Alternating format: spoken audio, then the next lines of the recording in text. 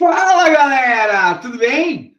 Final da Idade Média, início da Idade Moderna, nós temos uma mudança estrutural na história. O surgimento de uma nova era da Idade Moderna, mas nós estamos deixando de lado, deixando para trás aquela sociedade feudal com as suas características agrárias, uma sociedade estamental, uma política descentralizada, justamente para o surgimento de um Estado agora que com uma característica, com um modelo que nós vamos chamar de, literalmente, de Estado moderno, aonde uma das grandes características desse modelo é a grande figura absolutista do rei nesse momento, que passa a governar como uma figura central, uma figura absolutista, literalmente, porque passa a governar e a mandar a partir dos seus desejos, das suas vontades, a partir daí. E aí nós temos uma mudança extremamente importante na história, nesse momento, com esta figura. Só que dentro desse Estado moderno, dentro desse momento do absolutismo,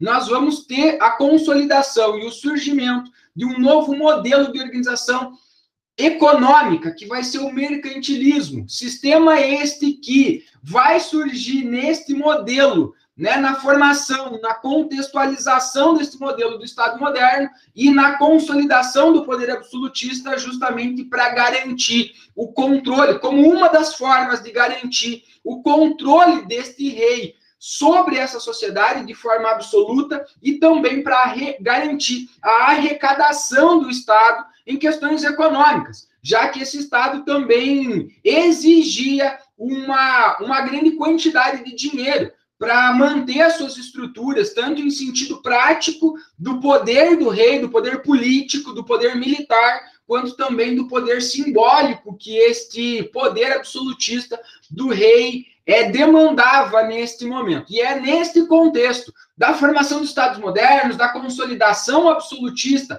de forma gradativa do rei neste momento, que surge este sistema político econômico chamado de mercantilismo. Tá? E este sistema, para funcionar, ele precisou de alguns requisitos ou algumas características que a gente vai tentar entender um pouquinho agora no vídeo. Então, as grandes características do sistema mercantilista estão aí, né? O metalismo, balança comercial favorável, colonialismo, intervencionismo estatal e protecionismo alfandegário. Então, como que funcionavam essas características? Então, neste momento da história, como que você media a riqueza dos reis, dos reinos, através da quantidade de ouro e prata que esses reis tinham acumulado nos seus cofres, enfim, a quantia que eles acumulavam nisso. Então, o metalismo era o grande objetivo desses reis, conseguir fontes de ouro, prata, conseguir acumular. Tá? E aqueles países que não tinham, literalmente, fontes de ouro e prata, que era a grande realidade da grande maioria dos países europeus, esgotaram esses recursos naturais na Europa nesse momento, começam a encontrar e buscar formas de acumular esse ouro e essa prata. Então, neste momento, né, que nós vivemos a consolidação, a expansão das atividades comerciais, esta era a grande fonte para conseguir acumular esse ouro e essa prata. Então, só que este comércio, ele precisava ser algo muito evidente, ele precisava ser favorável. Favorável em que sentido? Ele precisava vender mais produtos e gastar ou comprar o mínimo possível, para que esta balança fosse favorável e aí ocorresse o acúmulo desses metais preciosos, já que tudo era comercializado ou em ouro ou em prata. Só que tem um grande problema. Todos os países europeus nesse contexto estão fazendo o mesmo movimento. Todos eles querem vender mais e comprar e gastar o mínimo possível. Então, as relações entre os países começam a ficar um pouco difícil de acontecer justamente para chegar no metalismo. Aí entra algumas outras características. Nesse contexto, nós estamos vivendo com a formação dos Estados modernos também o processo da expansão marítima. E aí este processo da colonização, do colonialismo, entra e contribui de forma muito significativa nesse sentido.